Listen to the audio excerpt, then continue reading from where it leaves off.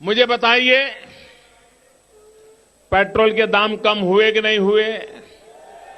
ऐसे नहीं, पूरी ताकत से बताइए, पेट्रोल के दाम कम हुए कि नहीं हुए? डीजल के दाम कम हुए कि नहीं हुए? आपके जेब में थोड़ा बहुत पैसा बचने लगा कि नहीं बचने लगा? आपका फायदा हुआ कि नहीं हुआ?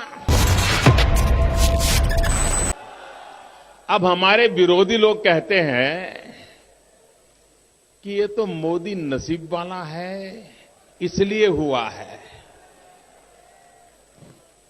अब मुझे बताइए, आपको नसीब वाला चाहिए कि कम नसीब चाहिए? चलो भाई, मान लिया नसीब वाला है, लेकिन रुपया तो आपकी जेब में बचा ना। अगर मोदी का नसीब देश की जनता के काम आता है तो इससे बढ़िया नसीब की बात क्या होती है भाई। अभी जो आपने ये वीडियो देखा है, ये साल 2015 का है।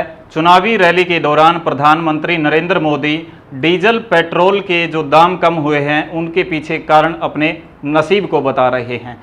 अब इस वीडियो को सोशल मीडिया पर काफ़ी तेज़ी से वायरल किया जा रहा है और महंगाई की याद दिलाई जा रही है। नमस्कार, मैं सुधीर शोराण और आज बात करते हैं डीजल पेट्रोल पर। आप सबको मालूम होगा कि डीजल पेट्रोल के दाम 100 रुपये के पार हो चुके हैं। अब तेल लोगों का तेल निकाल रहा है। आज पेट्रोल पर असीम टैक्स वृद्धि ने आम आदमी की कमर तोड़ दी है और सरकार जन कल्याण का राग अलाप रही है। साल 2014 में सरकार पेट्रोल पर सेंट्रल एक्साइज ड्यूटी लगाकर तकरीबन 10 रुपये वसूल करती थी और डीजल पर तकरीबन 4 रुपये। मौजूदा समय में तकरीबन पेट्रोल पर सेंट्रल एक्साइज ड्यूटी के तौर पर 32 और डीजल पर 31 रुपये की वसूली की जा रही है, जबकि कच्चे तेल की प्रति लीटर कीमत मात्र 32 रुपये है। जब भी पेट्रोल का दाम बढ़ता है तो सरकार के समर्थकों की तरफ से सुनाई देता है कि सरकार पैसा वसूल कर अपनी जेब में नहीं रखती, बल्कि वह उसे जनता पर खर्च करती है। पेट्रोलियम मंत्री धर्मेंद्र प्रधान भी पेट्रोल की कीमत बढ़ने के पीछे इसे कई बार कारण बता चुके हैं। अभी हाल ही में मध्य प्रदेश के ऊर्जा मंत्री प्रद्युम्न सिंह तोमर ने कहा कि पेट्रोल डीजल से हो रहे मुनाफे को लोगों के इलाज में खर्च किया जा रहा है। ये ऐसा तर्क है जिसकी गिरफ्त में ढेर सारे लोग फंस जाते हैं और सही सवाल पूछने की बजाय सरकार को रहनुमा के तौर पर मानने लगते हैं। जैसा कि सबको मालूम है कि भारत के कई इलाकों में पेट्रोल की कीमत 100 के आंकड़े को पार कर चुकी है। हर हफ्ते पेट्रोल की कीमतों में उतार चढ़ाव देखने को मिलता है। इस तरह हर हफ्ते पेट्रोल की कीमतों में उतार चढ़ाव पहले नहीं हुआ करता था, लेकिन अब हो रहा है। इसकी वजह है साल 2014 में अपनाई गई डी कंट्रोल की नीति, जिसका मतलब है कि तेल की कंपनियां तय करेंगी कि उन्हें उपभोक्ता से कितनी कीमत वसूल करनी है। सरकार की इसमें कोई भागीदारी नहीं होगी। इसका मतलब ये होना चाहिए, जैसे ही कच्चे तेल की कीमत नीचे गिरे उपभोक्ता से कम कीमत वसूली जाए और जैसे ही तेल की कीमत ऊपर चढ़े उपभोक्ता से अधिक कीमत वसूल की जाए। सैद्धांतिक तौर पर तो ये होना चाहिए, लेकिन ये नहीं होता। जो होता है वो ये कि सरकार के पास टैक्स लगाने का अधिकार है और सरकार जनता को ध्यान में रखकर नहीं, बल्कि अपनी जेब को ध्यान में रखकर पेट्रोल और डीजल पर टैक्स लगाती है। इसीलिए भले तेल की कीमत बहुत अधिक कम क्यों न हो जाए, लेकिन सरकार पेट्रोल और डीजल पर लगने वाले टैक्स कम नहीं करती है। इसलिए पेट्रोल कीमतें कभी भी कच्चे तेल की कीमतों के आधार पर बढ़ती और कम नहीं होती, बल्कि सरकार के जरिए लगाए गए टैक्स के आधार पर बढ़ती हैं और कम होती हैं। और जहां तक टैक्स का खेल है तो वो ये है कि साल 2014 में सरकार पेट्रोल पर सेंट्रल एक्साइज ड्यूटी लगाकर तकरीबन 10 रुपये वसूल करती थी और डीजल पर तकरीबन 4 रुपये। पेट्रोल पर सेंट्रल एक्साइज ड्यूटी का पैसा बढ़ाकर अप्रैल 2020 में तकरीबन 22 रुपये हो गया और डीजल पर बढ़ाकर तकरीबन 18। पिछले साल अप्रैल से लेकर फरवरी 2021 तक फिर से इसमें 10 रुपये का इजाफा हुआ। मौजूदा समय में तकरीबन पेट्रोल पर सेंट्रल एक्साइज ड्यूटी के तौर पर 32 रुपये और डीजल पर 31 रुपये वसूली की जा रही है, जबकि कच्चे तेल की कीमत प्रति लीटर के हिसाब से केवल 32 रुपये है। Petroleum planning and analysis cell की डेटा से पता चलता है कि मोदी सरकार को साल 2014-15 में जब वो चुनकर आई थी तब पेट्रोल पर लगने वाली सेंट्रल एक्साइज ड्यूटी के तौर पर तकरीबन 99,000 करोड़ रुपए की राशि मिली थी।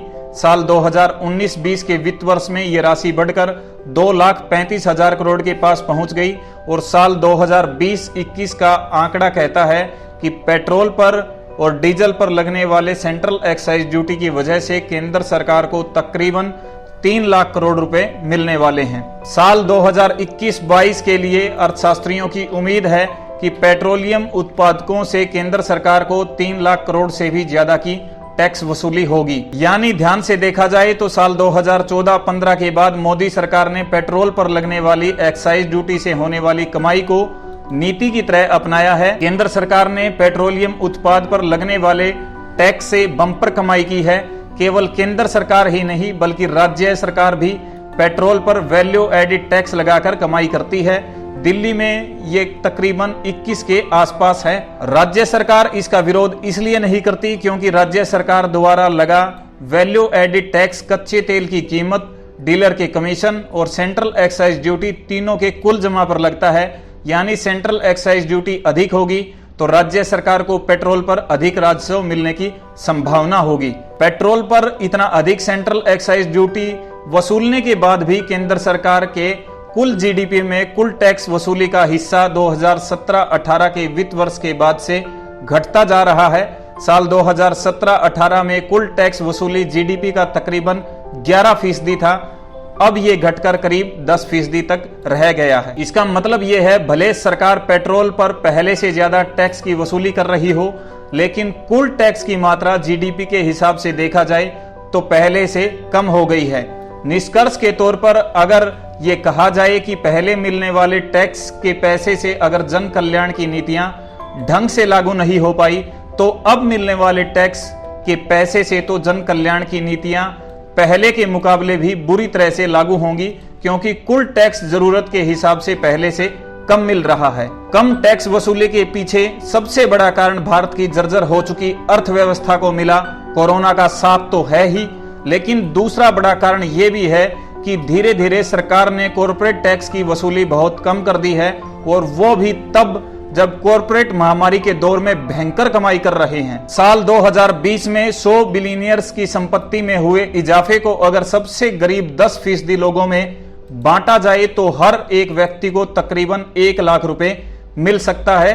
इस तरह की प्रवृत्ति वाले समाज में जहां अमीर कॉर्पोरेट्स अमीर हो रहे हैं, वहां पर कॉर्पोरेट्स को ही खुली छूट दी गई है।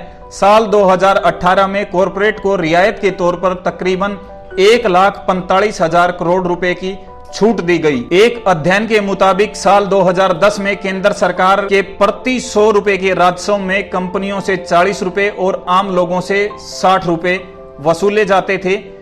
2020 में कंपनियां केवल 25 रुपए टैक्स दे रही हैं और आम आदमी 75 रुपए टैक्स दे रहा है।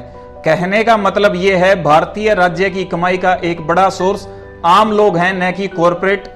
एक समय के लिए अगर भारतीय राज्य को एक कंपनी मान लिया जाए तो कंपनी में आम लोगों का पैसा ज्यादा लग रहा है, वहीं अमीर लोगों का पैसा कम, लेकिन मुनाफा उन्हें ज्यादा हो रहा है। अब आते हैं मंत्री जी के उस बयान पर जिसमें वो कहते हैं कि सरकार टैक्स के तौर पर पैसा लेकर आम लोगों के इलाज पर खर्च कर रही है।